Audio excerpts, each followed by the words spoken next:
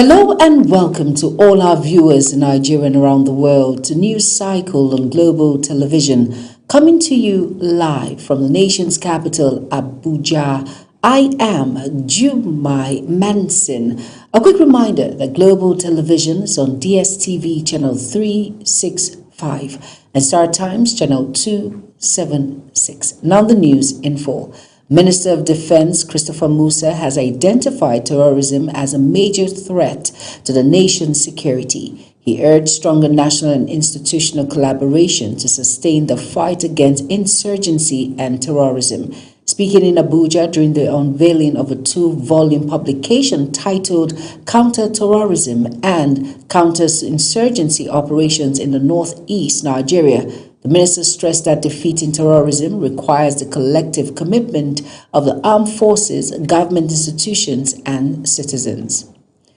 The ruling All Progressive Congress, APC, has announced that its presidential candidate for the 2027 general election will emerge through a direct primary election scheduled to take place across all 8,809 wards nationwide this Saturday, May 23rd. The party's national secretary, Ajibola Basiru, disclosed this in an official notice that details the guidelines and structural framework for the high-stakes shadow election. The upcoming primary will see incumbent President Bola Ahmed Tinubu face a challenge from standard-bearer aspirant Stanley Osifo for the party's plum ticket. The Nigerian Security and Civil Defense Corps, Edo State Command, has deployed 1,542 personnel across the state to ensure adequate security during the 2026 Eid el-Kabir celebration. The Commandant of the Corps in the state, Sadi Akintayo, disclosed this during a news conference on Friday in Benin. Akintayo said the deployment was in line with the directive of the Commandant General of the Corps, Ahmed Audi. He says the deployment is aimed at ensuring peaceful, safe, and hitch-free celebration across the 3 senatorial districts of the state. Over now to Ogun State House of Assembly has screened and confirmed Adenike Ademokun and Olayemi Sanisu as commissioner nominees. The confirmation followed a request by Dakbo Abiodun seeking legislative approval for their appointments into the State Executive Council. According to a statement by the House, the lawmakers, while speaking during the sitting presided over by the Speaker, Dasi Elemide, enjoined the nominee to justify the confidence reposed in her by bringing her wealth of experience to bear in strengthening governance and public administration in the state. The Federal High Court in Abuja has dismissed a suit filed to validate the indefinite suspension of Senator Ireti Kingibe by the Wuse Ward chapter of the African Democratic Congress, ADC.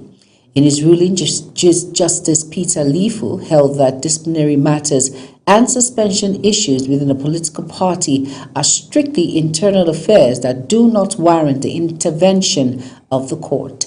The judge questioned why party officials who carried out the suspension would still seek judicial approval for the same action. According to him, it was the senator, not the party executives, who should have approached the court if she considered the suspension unfair. The Independent National Electoral Commission, INEC, has directed security agencies to arrest and persecute anyone involved in vote buying or vote trading ahead of the June 20th Ekiti governorship election. The commission says the move is part of effort to protect the integrity of the electoral process and ensure credible polls in the state. Anete Patrick tells us more. Speaking during the presentation of the voters register to political parties in Ekiti State, INEC Chairman Professor Josh Amopitan warned that vote buying remains one of the biggest threats to Nigeria's democracy. He described the practice as a criminal offense under the Electoral Act, stressing that it undermines free and fair elections. Amopitan called on political parties to desist from any form of vote trading, insisting that electoral credibility must be collectively protected. Now, this moment signifies a crucial step in reinforcing the integrity, the transparency, and credibility of our electoral process. The voters register is the foundation upon which free, fair, and credible elections are built. He also revealed that over 1.05 million registered voters are expected to participate in the upcoming election, following updates from the continuous voter registration exercise. According to him, political parties are expected to scrutinize the voters' register and report any discrepancies within the stipulated legal window. National Commissioner supervising Ekiti State, Sam Olumekun, noted that Ekiti has a record of announcing election results without rancor. He said the presentation of the register demonstrates INEC's commitment to producing an accurate, credible, and inclusive register. INEC remains bound by the principles of neutrality, transparency, and fidelity to all legal provisions and remains committed to ensuring that the conduct of credible, free, and fair conclusive elections at all times. Resident Electoral Commissioner for Ekiti State, Bumi Omosheyin-Demi, said the state was fully ready for the election and reiterated its pledge to uphold neutrality, transparency, and adherence to legal provision in delivering a credible, free, and fair poll. This is another major milestone in the electoral process. This exercise is in line with the provisions of the Electoral Act and the Commission's timetable and the schedule of activities. He also disclosed that a peace accord will be signed by political parties as part of efforts to guarantee a violence-free election in Ekiti State. Anieti Patrick, Global TV News. Moving on to the Registrar of the Nursing and Midwifery Council of Nigeria, Dr. Al-Hassan Ndagi, has charged the first set of graduates of the Department of Nursing Science, Moses Orishi Adasu University, formerly Benue State University, Makudi, on professional ethical standards. Ndagi gave the charge during the induction ceremony of 57 graduates of the university held at the College of Health Sciences of the institution. The registrar, who was represented by the occasion by Patricia Amunobi, enjoined the new nurses to combine clinical competence with compassion, excellence, and scrutiny, stating that empathy remains a cornerstone of quality patient care. The registrar insisted that the nursing is a service-driven profession requiring empathy, attentiveness, and kindness. The Acting Director General of the Federal Capital Territory Emergency Management Department, FEMD, Abdurrahman Mohammed, has urged people living close to water channels to consider moving to safer areas as rainfall activity increases across Abuja. The warning came after a flash flood was recorded in the early hours of Friday as a one-story building located at 22 Anthony Ikem Street behind Blue Cabana Hotel in Mabushi District, Abuja. In a statement issued by the head of public affairs, Nkechi Isa, the agency explained that heavy overnight rainfall led to water entering and overwhelming the ground floor of the property. The Nigerian Navy says sustained operations across the nation's waterways have drastically reduced piracy, crude oil theft, and other maritime crimes in the Gulf of Guinea. The Chief of Policy and Plans, Rear Admiral Olatunde Olodude, stated this while briefing journalists ahead of activities marking the 70th anniversary of the Nigerian Navy. Kike Lomo Okere has details.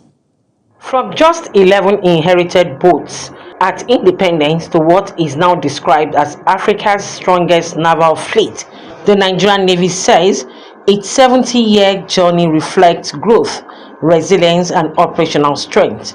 Briefing journalists in Abuja, the Chief of Policy and Plans, Rear Admiral Olatunde Olodude, says Nigeria's maritime domain is now safer than what it was years ago, following aggressive operations against pirates, oil thieves, and criminal networks in the Niger Delta. He says the battle against crude oil theft is also yielding results through stronger intelligence gathering, deployment of drones, improved surveillance technology, and collaborations with communities and international oil companies.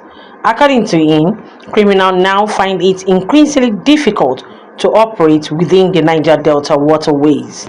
Because these pipelines crisscross across the Niger Delta, it's important that within the community, ownership is taken and you have the IOCs resolving matters amicably within the community.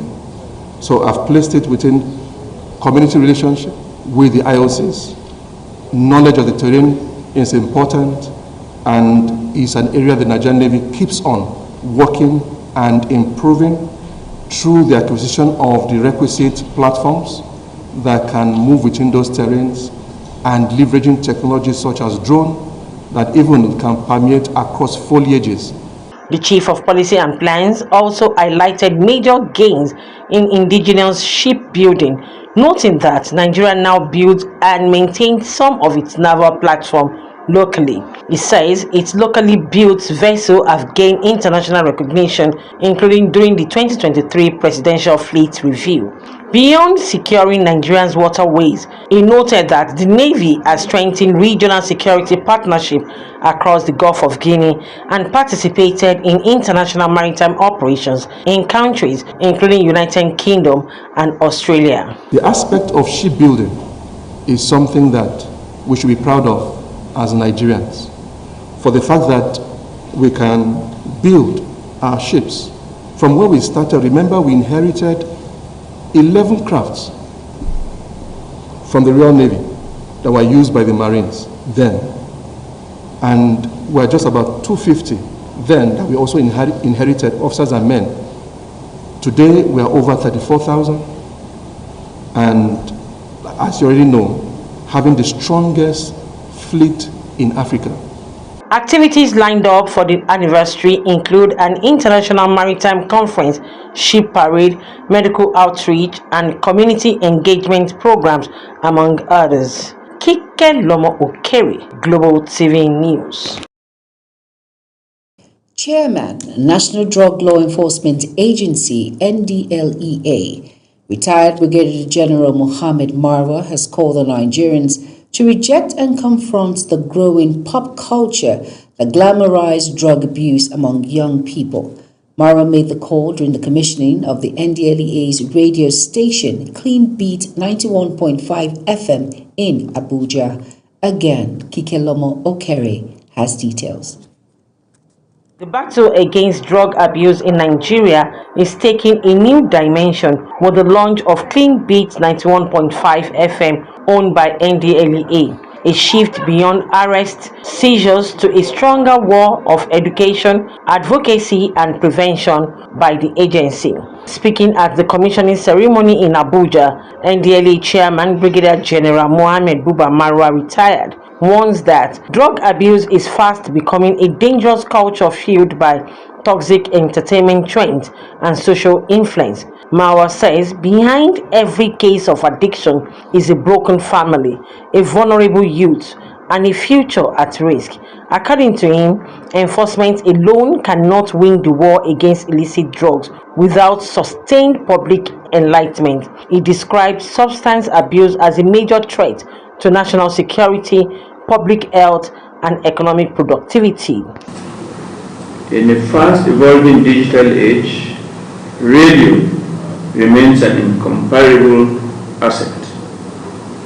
It is intimate, it is immediate, it bypasses barriers and speaks directly to the citizen.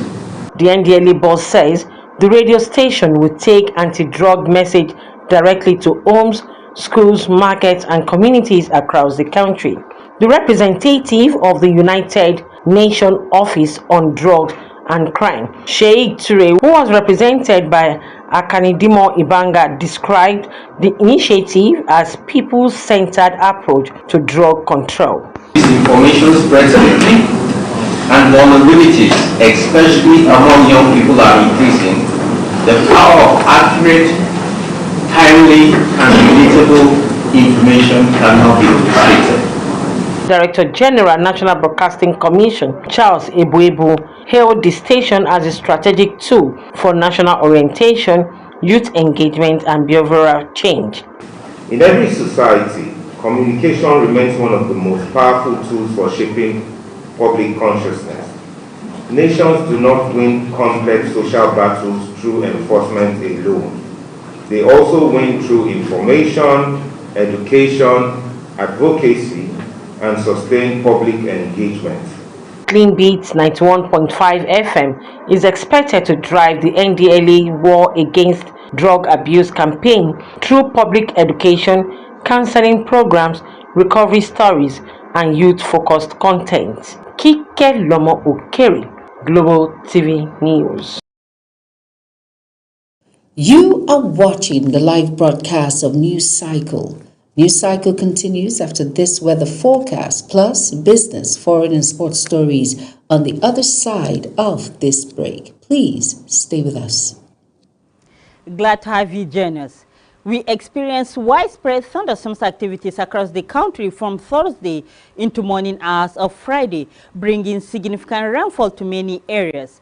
Shaki recorded the highest rainfall amount of about 80.2 millimeters, followed by parts of Birnin Kebbi, Kaduna, Lokoja, and Jalingo, while several other locations recorded rainfall amount below 30 millimeters. Moving into Saturday, another round of thunderstorms are expected, although the coverage and intensity are likely to reduce compared to previous days. Thunderstorms activities are expected over parts of Adamawa, Taraba, Gombe, Bauchi, extending to most parts of the northwest. Thunderstorms are also expected over most of the north-central cities as well as the southern half of the country. And that's the latest weather outlook. I'm Sefia Sayunusa. Thanks for watching.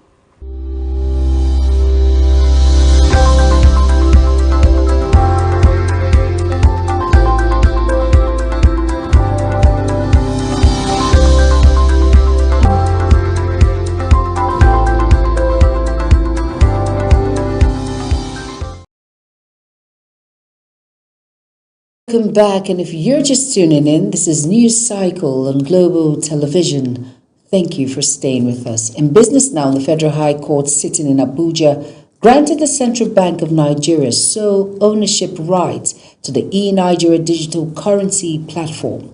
The court, in a judgment delivered by Justice James Omotosho, issued an order of perpetual injunction to restrain a private firm, eNaira Payment Solutions Limited, from further parading itself as a registered proprietor of the eNaira trademark. It held that although the company had been registered with the Corporate Affairs Commission since 2004, its choice of a name associated with Nigeria's sovereignty was potentially misleading. Oil prices have dipped further as United States President Donald Trump awaited Iran's response to the latest U.S. peace proposal. Brent crude fell from around $106 per barrel to $102 on Thursday, while WTI also dropped to $96 from $98 earlier on Wednesday. Iran's government said it was reviewing the latest proposal from the U.S. for potential deal to end the nearly 3-month conflict that has sent global fuel prices soaring. Electricity distribution companies installed 241 590 meters across Nigeria in the first 2 months of 2026, amid ongoing efforts to reduce estimated billing and close the country's metering gap. Data released by the Nigeria Electricity Regulatory Commission in January and February 2026 metering fact sheet showed that 119,792 customers were metered in January. On another 121,798 customers received meters in February.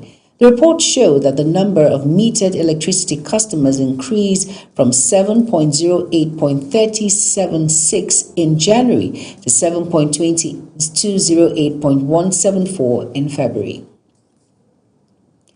Bua Cement has reinforced its position as one of Nigeria's leading industrial giants after delivering a record-breaking financial performance for the 2025 financial year and rewarding shareholders with an approved dividend of 10,000 naira per share at its 10th annual general meeting held in Abuja. And the company recorded impressive growth across all major financial indicators, underlining its resilience operational strength and expanding influence within Nigerian infrastructure and manufacturing sectors despite a challenging microeconomic environment. On the foreign scene, the federal government has intensified calls for stronger cross-border cooperation among ECOWAS member states to combat transnational crime, terrorism, and other border-related challenges threatening regional stability.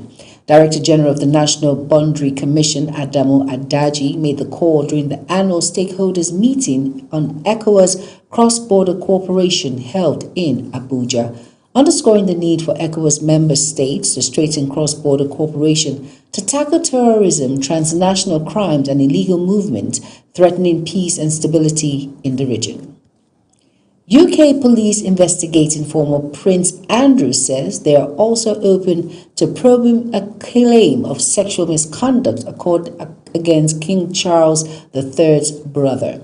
Andrew II of the late Queen Elizabeth II's 3 sons was arrested in mid-February after new revelations stemming from his ties to the late billionaire, U.S. sex offender Jeffrey Epstein. Detectives at the Thames Valley Police said Friday they have been in touch with the lawyer of the potential victim following reports a woman was brought to Windsor, a town north of London where Andrew was a resident in 2010 for sexual purposes.